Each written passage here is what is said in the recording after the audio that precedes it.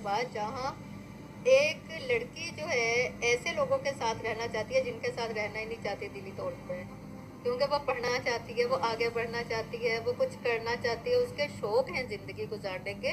उसको तो अभी ये भी नहीं पता कि दुल्हन बनना क्या होता है। उसने तो कभी ये नहीं सोचा था। उसने अभी गुड्डियों से खेलना था, उसने अभी सैरें करनी थी, बाहर गलियों में खेलना था, जिसको हमने फीडर पकड़ा दिया, जिसको हमने बच्चा पकड़ा दिया और जिसको हमने बड़े बड़े लोग पकड़ा दिए और जिसपे हमने गैरत की एक पंड रख दी जिसके ऊपर ना।